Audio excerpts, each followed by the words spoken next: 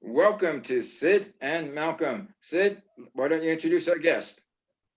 Okay, so about 2 years ago, we were contacted by a mutual friend who works with Net Zero named Nilda Mesa. And Nilda has been involved with me when she was at Columbia University, as well as with the city of New York. And through her, we met uh, Sarah, and works with Usama and with Ann Sachs and started Net Zero.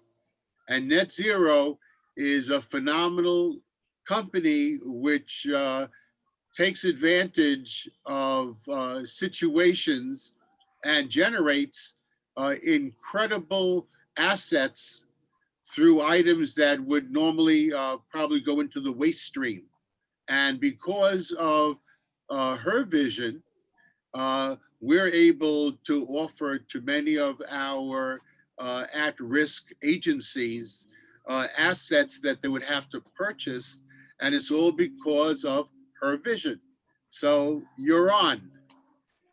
Hi, all. Thanks all for having me. My name is Ushma Pandya, and I am a co-founder and partner of Think Zero. And I think as Sid said, we've had a great partnership with him and Rock and Wrap It Up for the past few years, where we do a lot of sustainability consulting for commercial buildings in New York City.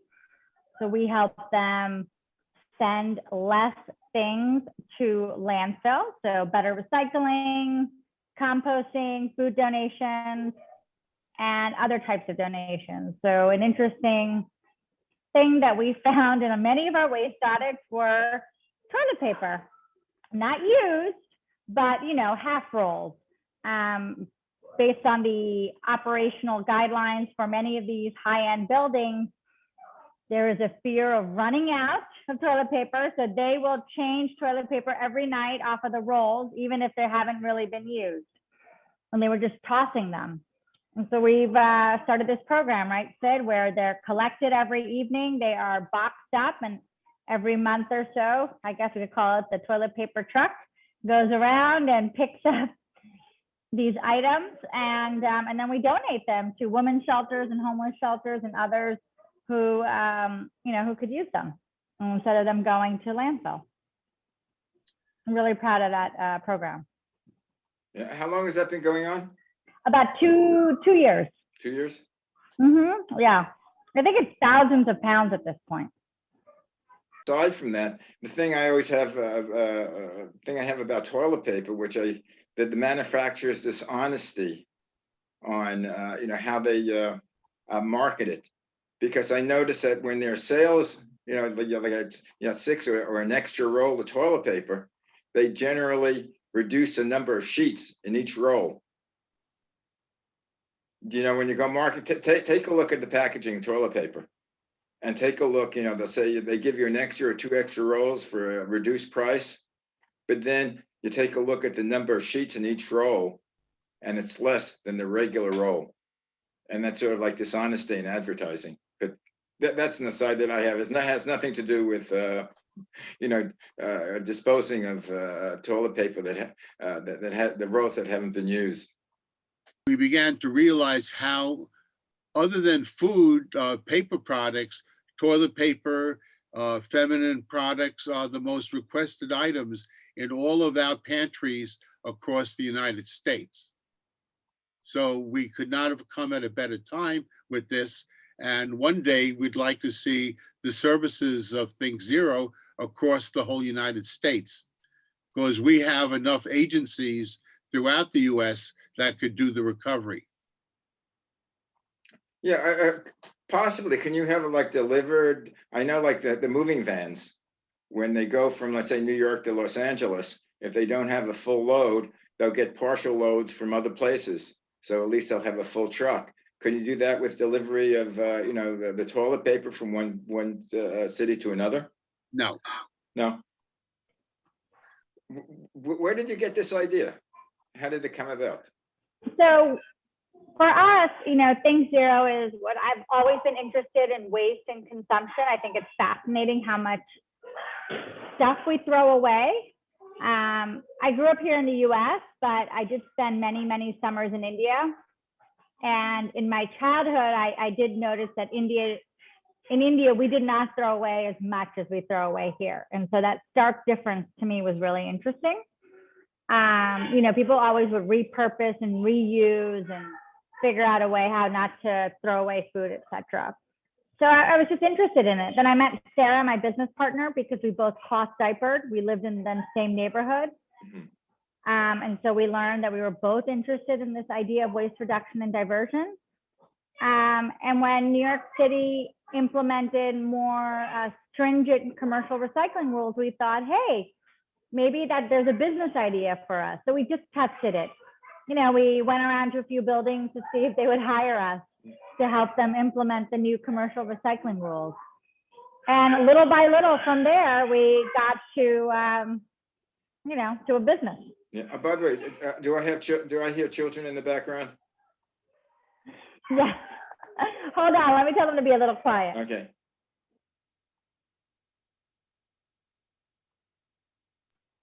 I live in a New York City apartment, so there's not many places where I can run and hide from the noise. Right. That's always the challenges that I have. I have a question for you. I have my son works for this place called Aramark. Yep. That they do the custodial work. For major out over here. I know they do it for USC and UCLA. Have you contacted them because they probably have a lot of waste? Welcome back, Sid. Can you hear me?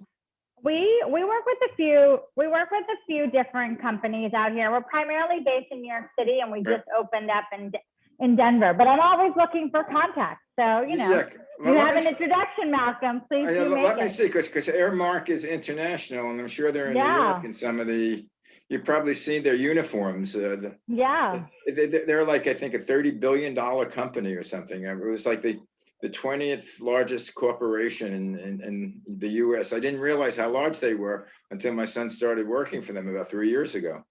Right. But let me see if he has if he can get me in contact. Maybe you could work with the New York branch. Because again, they probably really appreciate do it. custodial work at NYU or Columbia or some of the major places. Yeah.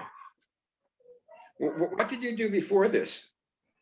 So I've had a varied career. My background is in strategy consulting and general management. So I started my professional career working in investment banking. Then I worked at a PR firm in London.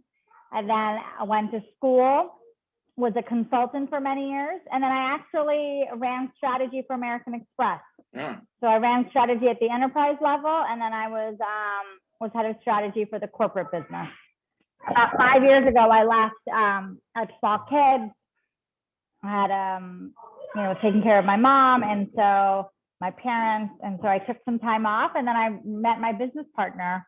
And I guess after a few months off, I started to invest some time into the Think Zero business.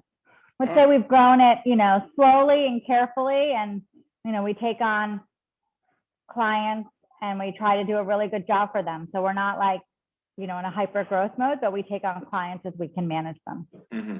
And how did you get the name Super Zero? Think Zero. Actually, Sarah came up with it. I can't claim, but I think it's pretty brilliant, right? We're telling people to think zero. Think about zero waste. Think zero waste. So think zero. Yeah, I was telling Sid before you went on. I remember one of the great campaigns for Volkswagen. It was Think Small. Think small, right? Yeah. And we're exposing the rock and wrap it up. I mean, both of you have these such great ideas for the to save our planet, and especially this is the end of World Month, isn't it? So, April is Earth Month. Yeah. Earth Month. Now, I had a question. Say it's Earth Year, and it's never just one month. I have a question. Why is it Mother Earth and they don't have Father anything? I mean, excuse me, not being a chauvinist, but being a male, the women are always saying the men are dominant and hog everything, but everything is Mother Earth, Mother Earth. What does Father do? Does Mother have a father? So you're the scientist, dude. It's Mother Earth. Mother Earth and Father Time. Jewish faith, the name is always through the maternal links. So Right. it is the mother that is the nurturer. Yeah, but if the mother's a nurturer, the father Like it is is always Mother Earth, not Father Time and Mother Earth. being a worker and a mother must be hard for you. I think I have it luckier than most because I can do most of it from home, but you know, just have a little bit more noise. They're how old 7 are and the 9. Seven, They're 7 and okay. 9. So Yeah. normally they'd be in school now. Yeah, well, they just got home and they're waiting for me because I have to take them to their practice. So, Oh, you know, while they're waiting, it's like noise. what do they play? Or what? Well, they're playing softball at the moment. Oh. So, yeah. So it's fun. I mean, it came back last year. Obviously, it was all canceled. And now that the weather's turning good, I like to at least be out for a few hours in the, you know, post-school outside. It's Yeah, that's nice. a good way to get the energy out and like appreciate being outside, etc. Otherwise, my one daughter was at home doing virtual school. You know, you just spend your whole day in the apartment. You go a little crazy. Yeah. See, I have the benefit, I'm next to a park, so in the morning I go out, do my walking or running, and then I have a nice backyard, which I have gym equipment in. Sid, Oh, how do fantastic. you keep in shape? Are you there? Yes. We're talking about keeping in shape during the pandemic. Well, I'm out 7 days a week doing food recovery. Oh, So okay. I'm lifting between 2,000 and 3,000 pounds a day. I guess you Hey, have the Sid, exercise. I have a question for you. Do you also do pickups of food, right? So I can add you to my list for food recovery as well, right? Yes. Okay. If there's, the food has to be in date, and Right, all the rules. Date, time, not have them sitting out. sometimes we actually, in our sports arenas, we put freezers. If they don't have them for us, I'll buy them. They're a couple of $100 each, and we like all of our food frozen. It's much easier and safer. Baseballs are starting this season, and that's having people come again. Most of the teams, though, are not ready to have food recovery. Not yet. No. Well, it's kind of strange to see the baseball games or the basketball games with so few people there. It reminded me of. But we have 85 stadiums across America that we do food recovery on. Do you have a Rock and Rapid Up Day at any of the stadiums? We're way in the back. I don't want anyone to know what we management, because people don't want to be seen as being wasteful. And they charge so much for items at the ballparks that it's going to the poor at no cost. So we work best in anonymity. And how do you work, Husma? Do you try to promote, or how do you promote what you're doing? We write articles. We have an Instagram handle, so you can follow us. Talking to me, you're Zero talking to her. LLC. Yeah, but Zero LLC. how can people contact you? Do you have a website or email address? Yeah, I have a website, things0llc.com, and you can email us at info@things0llc.com. Also follow us on Instagram at things0llc. Yeah, because it seems everything now is done through the social media. Yes.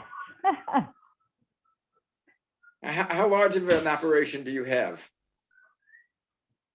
We're 5 employees. 5 employees, so it's, So, yeah.